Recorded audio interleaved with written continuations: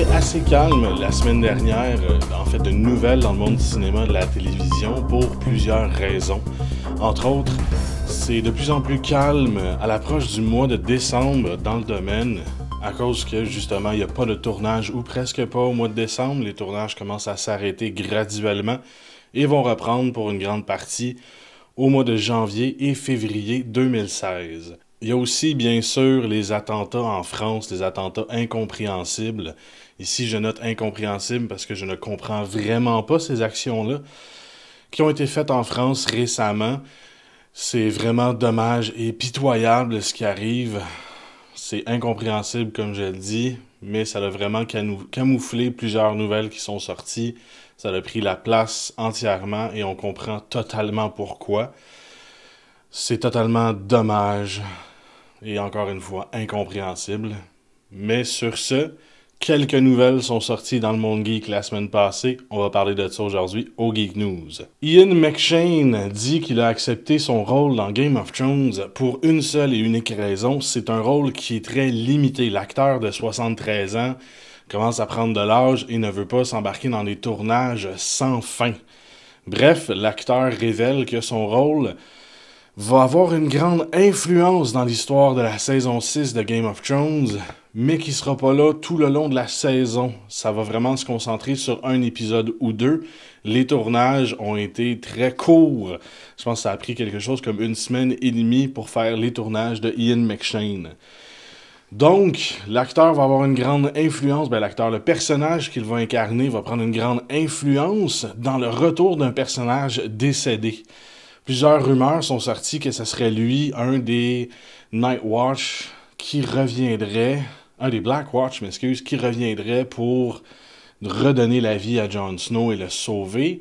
Mais c'est une rumeur qui est quand même très erronée parce qu'on sait que ça va être Melisandre qui va faire revenir Jon Snow à la vie. Par contre, il y a un personnage de Lady Stoneheart qui est un personnage décédé. Et on parle ici de la Maman Stark.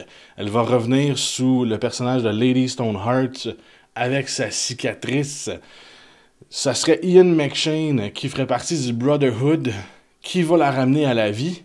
Soit ça, ou va ramener Clegane, The Hound, à la vie aussi. On ne sait pas encore ça va être lequel des deux, mais il a été vu à Belfast.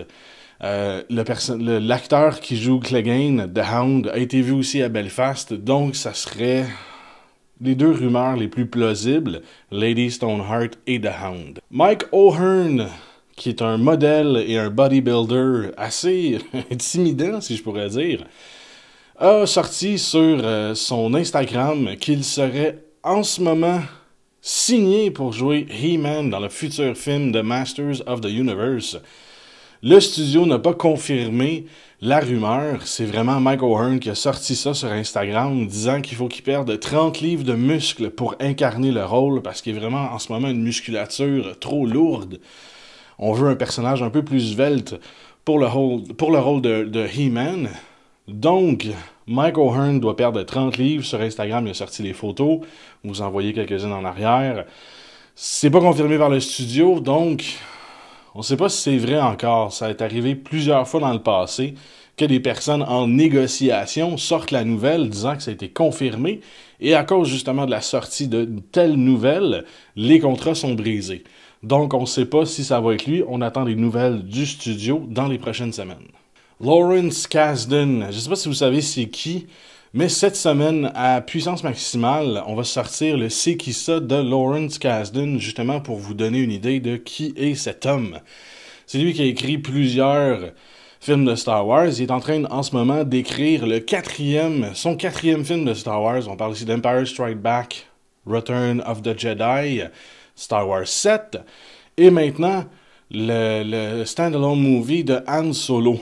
Effectivement, il est en coécriture avec Phil Lord et Chris Miller pour écrire le film d'Han Solo.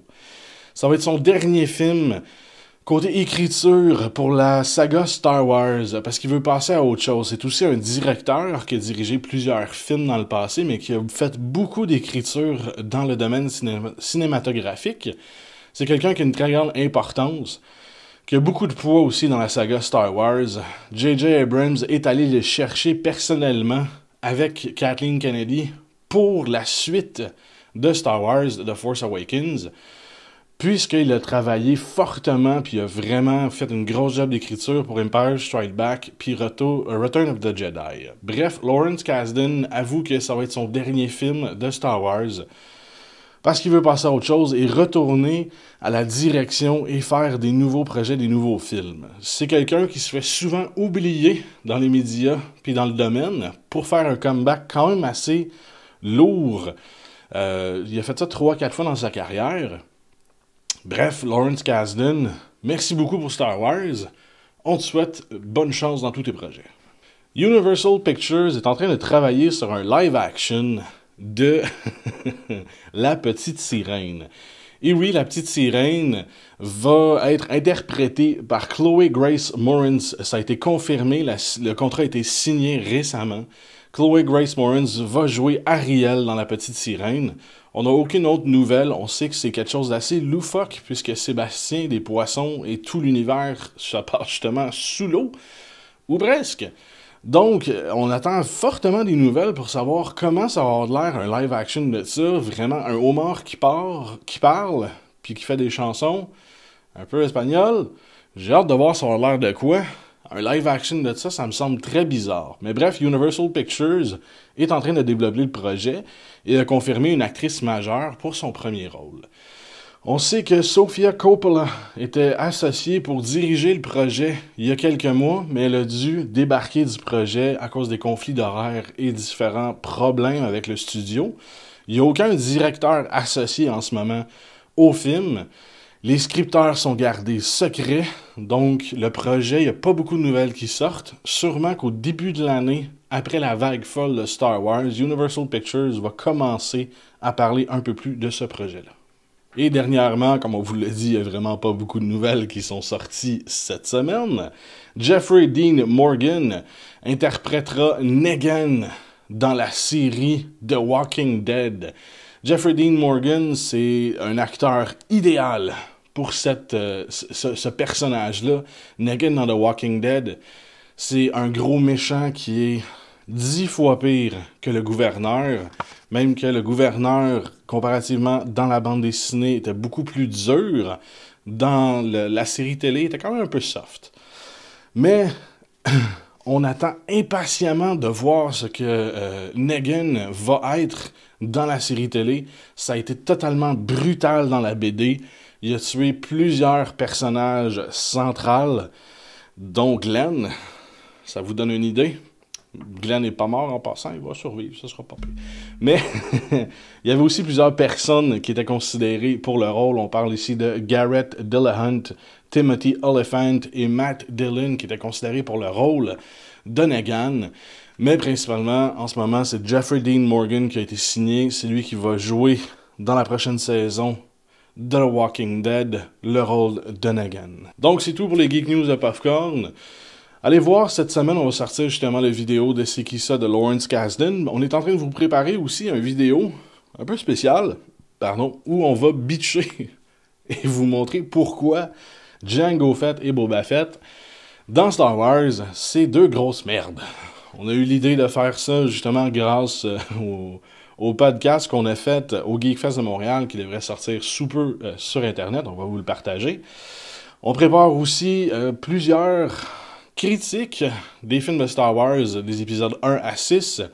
Les épisodes 1, 2, 3, on va vous parler de comment on l'imagine chez Popcorn pour un peu régler les problèmes dans la série. Le 4, 5, 6, on va vous en faire la critique.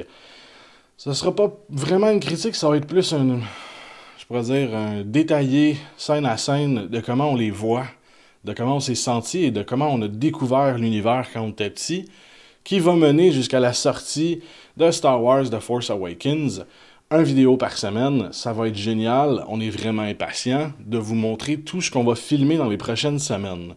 On aura besoin de l'aide aussi. Partagez, commentez, partagez à tous vos amis, allez voir Popcorn, aimez la chaîne YouTube de Popcorn, ça serait très important pour nous.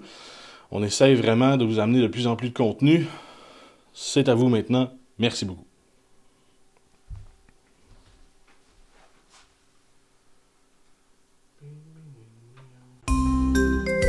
Abonne-toi à ma chaîne YouTube.